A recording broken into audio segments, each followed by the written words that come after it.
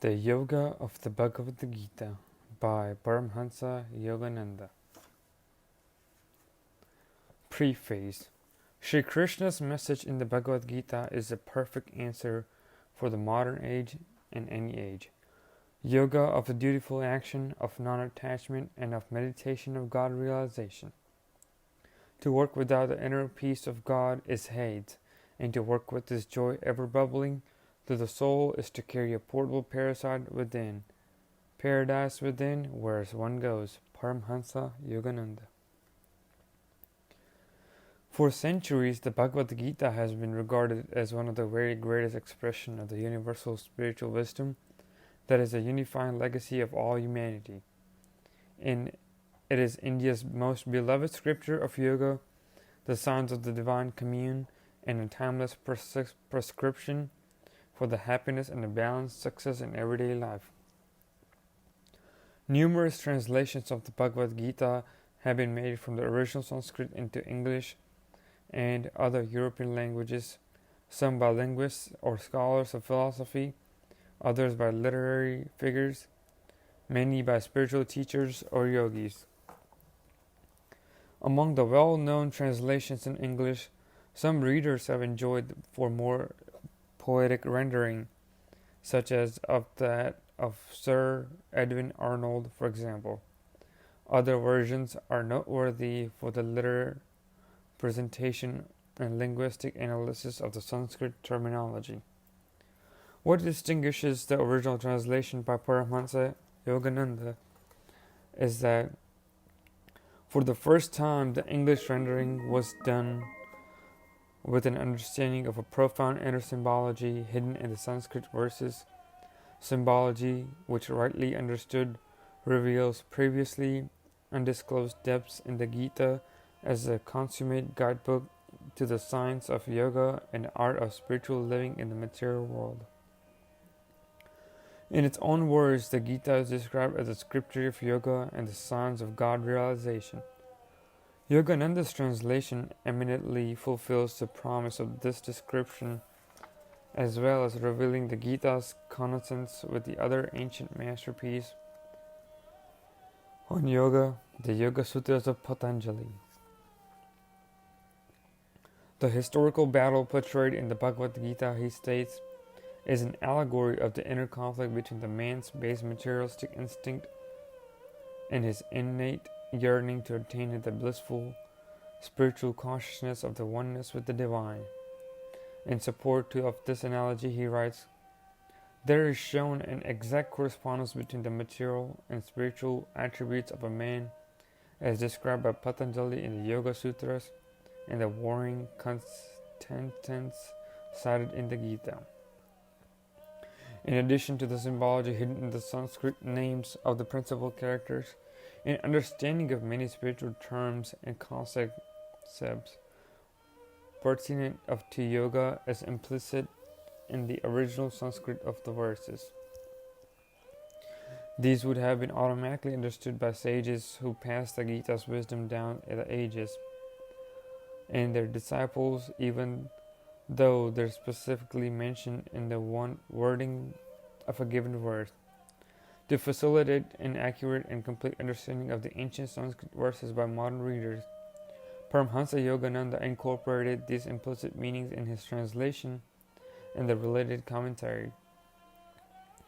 To accomplish a translation that is fully expressive of intent of the Gita's author surely requires that the translator have a personal, experimental realization of the profound truths and higher states of spiritual consciousness that the Gita elucidates. Paramhansa Yogananda, author of the spiritual classic Autobiography of a Yogi and justly celebrated as the father of the yoga in the West, was uniquely qualified to penetrate the deepest meanings of the Gita. Recognized worldwide as a God-knowing sage of the highest degree, he was also the chosen representative of the renowned lineage of divinely illuminated masters. His own guru, Swami Sri Yukteswar, 1855-1963. His guru's guru, Lahiri Mahasaya of Banaras, 1828 till 1895, and the supreme guru in the line, Mahavatar Babaji. In the modern renaissance of India's timeless spiritual heritage that has had such a profound impact on global civilization, these four masters played a preeminent role, reviving for the present age the highest meditation techniques of yoga, which had been known and taught in India's ancient spiritual civilization, but had not lost to humanity at large for centuries during the Dark Ages. Paramhansa Ji wrote, "My Guru and Param Gurus Swami Yukteswar Lahiri Mahasaya and Mahavatar Babaji are rishis of this present age, masters who themselves are God-realized living scriptures that have been bequeathed to the world along with long-last scientific technique of Kriya Yoga, a new revelation of the Holy Bhagavad Gita relevant primarily to the science of yoga and to Kriya Yoga in particular. It was these great masters who entrusted to Paramhansa Yogananda the task of teaching the Gita's innermost wisdom and the essence of yoga worldwide. His guru, Swami Sri Yukteswar, said to him, 'You perceive all the truth of the Bhagavad Gita. Go and give that revealed truth with your interpretations. A new scripture will be born.' What is yoga really? Though many people think of yoga as only as physical exercises, the asana or postures that have gained widespread popularity in the recent decades. These are actually the most superficial aspect of this profound science of unfolding the infinite potentials of the human mind and soul. The word yoga itself means union of the individual consciousness or soul with the universal consciousness or spirit. These are various paths of yoga that led toward this goal, each one a specialized branch of comprehensive system. Hatha Yoga, a system of physical posture or asana whose higher purpose is to purify the body, giving awareness and control over its internal states and rendering it fit for meditation. Karma Yoga, selfless service to others as a part of one's large self without attachment to the results and the performance of all actions with the consciousness of God as a doer. Mantra Yoga, centering the consciousness within through japa or repetition of certain universal root word sounds representing a particular aspect of the spirit. Bhakti Yoga, all surrendering devotion through which one strives to see and love the divinity in every creature and in everything, thus maintaining an unceasingly worship. Jnana Yoga, pronounced Jnana Yoga, the path of the wisdom which emphasizes the application of discriminative intelligence to achieve spiritual liberation. Raja Yoga, the royal or highest path of yoga, formerly systematized in the 2nd century BC by the Indian sage Patanjali, which combines the essence of all other paths.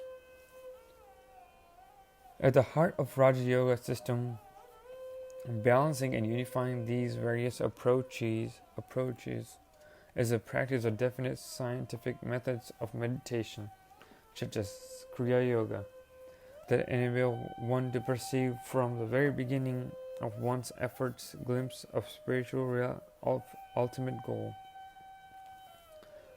Conscious union with the inexhaustibly blissful spirit. The Bhagavad Gita shows how each of us various paths of yoga contributes to the overall goal, union with God. Karma Yoga, Bhakti Yoga, and Jnana Yoga are each the subject of one of Gita's 18 chapters, and are also referred in other verses throughout the text. For example, Jnana Yoga, the path of discriminative wisdom, is inherent in the entire story, in that the Gita's heroes, the Pandavas, symbolizes the enlightened powers of discrimination that the soul must awaken to attain liberation.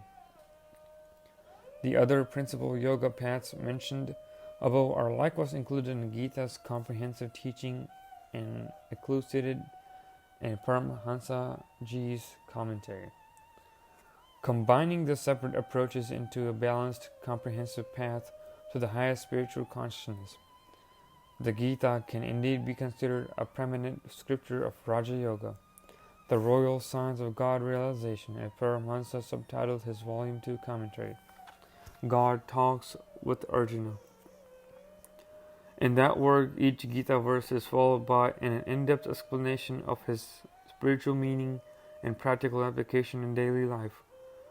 In this present book, his translation alone, without interspread commentary, is published sequentially for the first time.